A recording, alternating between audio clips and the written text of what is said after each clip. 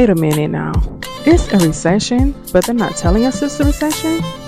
What I'm going to do for all my girlies is help get these eyebrows together, okay? A lot of us want to learn how to do our makeup at home, and guess what? I'm here to help you. So let's get started. Real quick before we get started, we're not going to use any fancy products. We're going to use all products we can get from a drugstore. So my first product here is a brow pencil. I actually got this from Amazon. It's called Kiss Ultra Fine Precision, and I got the color in deep dark brown. So you will notice there are two ends to the pencil. One is a spool and the other is the pencil. When you're ready to use it, you just twist the pencil and you can see how fine the precision is. But before we start lining the eyes, we're going to clean the brow.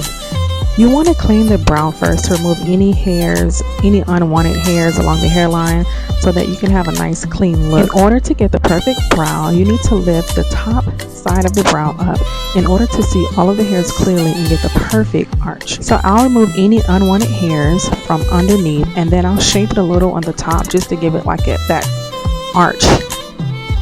And then we'll go to the other side and do the same exact thing, and we want to try to make the arches look kind of like symmetrical. Okay, so now it's time to actually draw the brow. So you see here where there's a gap, it's kind of like uneven, and you can see that it's thick in the front, but towards the end it's thin. We're going to fill in that gap. So I'll start in the middle. I never start on the beginning of my brow or the end. I always start in the middle to fill in the gaps first to make it have a clean look, a clean like straight line look. Remember, when filling in your brows, always start with a light hair like strokes. This creates a soft natural finish and gives you more control than pressing too hard with your pencil. Focus on building the shape gradually. Check the front arch and the tail of each brow as you draw. I like my tails a little longer, so you'll see I'll pull that down.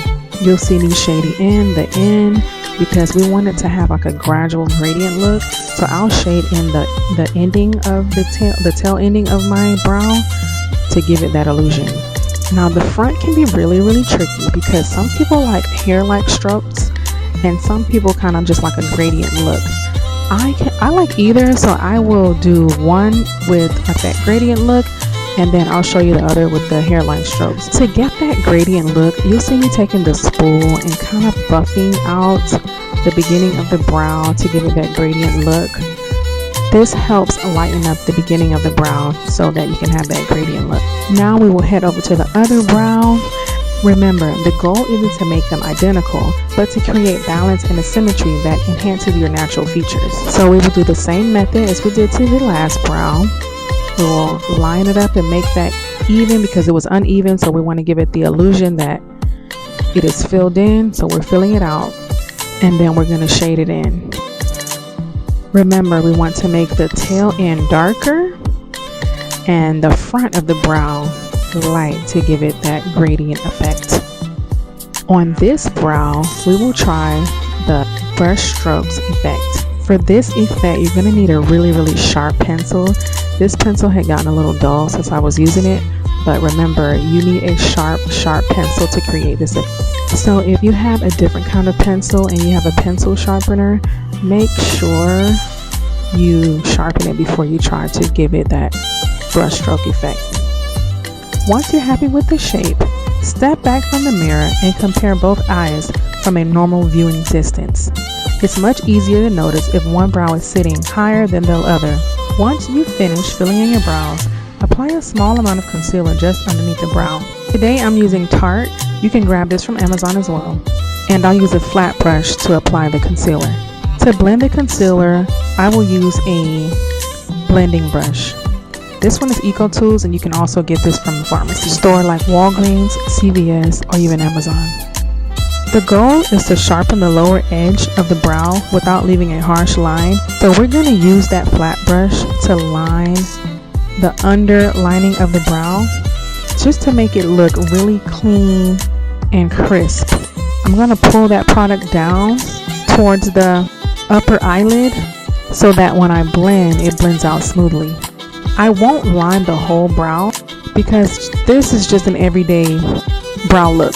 So I'll take that blended brush and tap and blend the product into my skin, into the upper eyelid, and also out towards the front of the brow.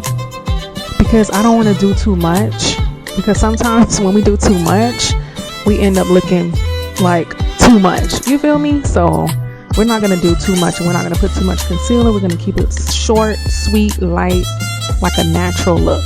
Can you guys see the difference between the brow that has the concealer and the brow that does not? It just makes it look a little bit more clean and a little bit more, I look good because I got my brows done.